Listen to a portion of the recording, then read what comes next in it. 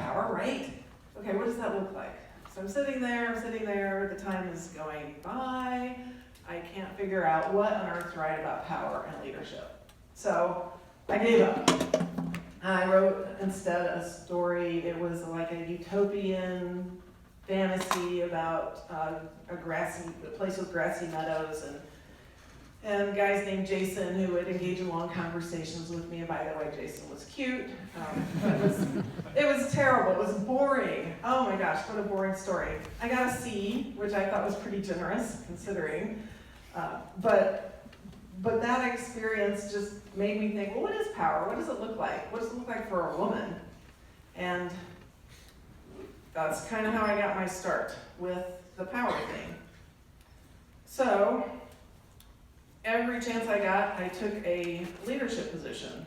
And I just want to tell you that every person's journey to leadership is unique. And what I'm here today to tell you about is my most hard lessons in learning how to lead. The deepest, hardest things that I have learned. And I'll start with being direct. I am not the most direct person. In fact, this is really, really hard for me.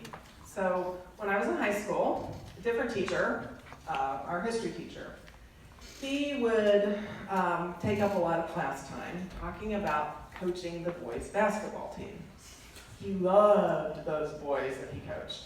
He loved coaching them, he loved the jokes they played on each other, he loved how smart they were, boys, basketball, pranks, whatever, okay. I got a little tired of it, so I thought, I'm gonna play a prank on this teacher. So I orchestrated a prank. It was the best prank ever. It was such a good prank that after it went down, he wrote on the chalkboard, we had chalk in those days, he wrote on the chalkboard the top hit list of who he thought did the joke, including the principal. So I thought, oh, this is great. I made my point that girls can make good jokes too. So did I? I never got, he did finally figure out who did the joke. He wrote my name on it, and that was the end of it. I didn't get in trouble or anything. Nobody ever said anything to me about it. But did my point land that girls can make good jokes too? I don't know. I never said that. So to this day, I don't know if people got that point. So I thought, well, I need to work on being direct. I need to work on making my point and getting my point across and persuading people.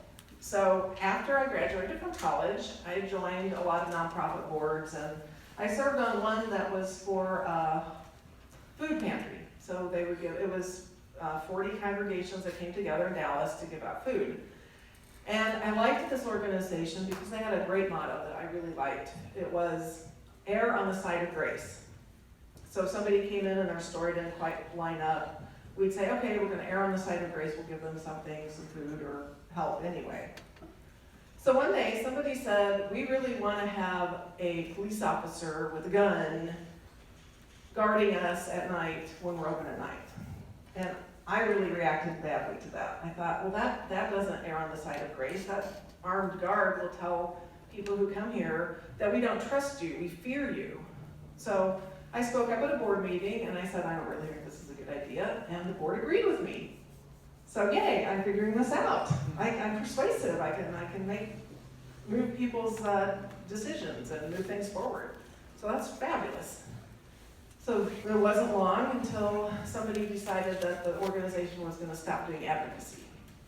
So what does that mean? Well, advocacy is like, say we moved locations, which we did. We couldn't go to the city council and say, hey, we need to change the bus route so our clients can get here. Or if Congress wanted to cut funding for low-income families, we couldn't say, hey, Congress people, we don't support this, we want to support families. So the board of directors is 40 people, and the practice was that whoever wanted to talk could get 3 minutes to talk. So I came up with a speech, it was eloquent, it had a lot of literary references about why we should keep doing advocacy. And about halfway through the 40 people who had 3-minute speeches, the board chairman said, hey, this is too much time. You're going to have to do your speech in 1 minute. I choked. I so choked. I choked like you wouldn't believe. the literary reference made it through, but the message didn't. So I got up and in front of 60 kind of passionate, angry people, I talked about headless chickens. So you have 1 minute to say why it's so important to do advocacy, and you talk about headless chickens. And the heartbreaking thing about that is that my side lost, the pro-advocacy side lost by 1 vote. So what would have happened if I had been more articulate? So what did I do with this after the headless chicken battle, the battle of the headless chicken? What I did was I moved to California for one thing, but that didn't help me be more articulate. So what I did was I took training. I took presentation training, I signed up for Leadership Sunnyvale, I served on boards and commissions, and I thought, hey, I'm ready for public life now, I'm gonna run for office. So that was about 12 years ago, and what do you think happened? I lost. So my first lesson was to be direct. The second lesson that I had to learn was to be persistent. So what does that look like, being persistent? Well, firstly, I want to tell you that when you have goals and they don't come true, they don't happen, you will get a really sinking feeling in the pit of your stomach, and you will think, oh, that thing that I almost had in my grasp, it's now so much further away, it's going to be such a huge amount of work to get to where I want to be. Well, I'm going to tell you, that feeling is your friend.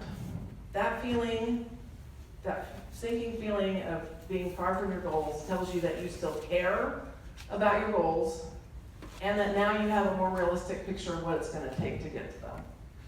So being persistent, taking that sinking feeling and rallying yourself and getting out there is a good lesson to have. So what did that look like for me? More training.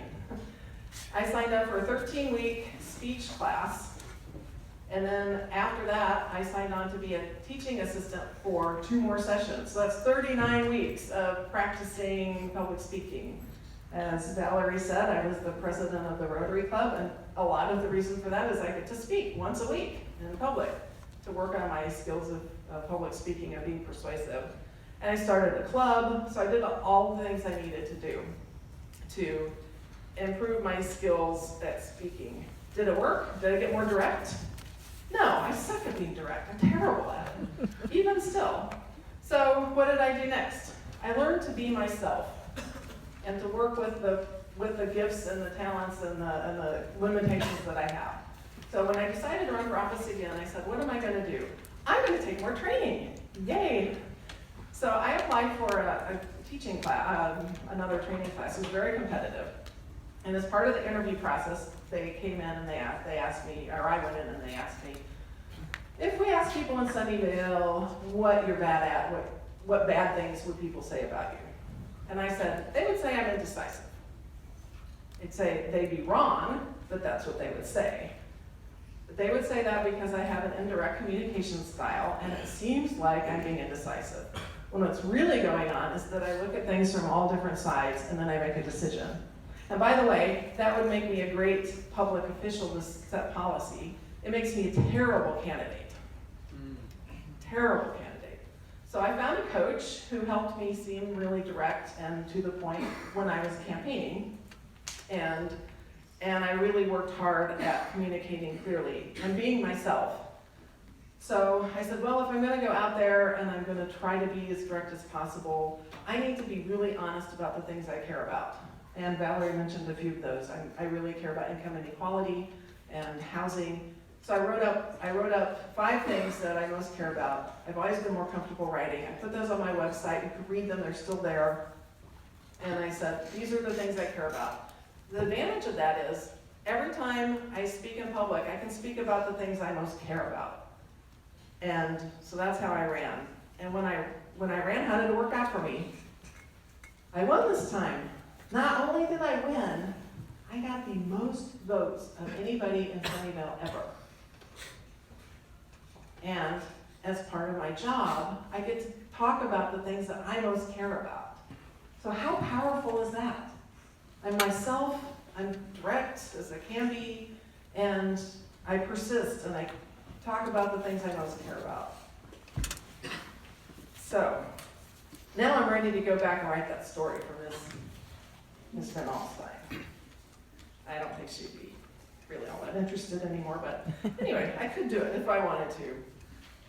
So that is my path to leadership. Your path to leadership is going to be your own, but I hope that my stories about being direct, the lessons that I've learned about being direct, being persistent, and being myself will help you on your path to journey to leadership, to be the best leaders you can be.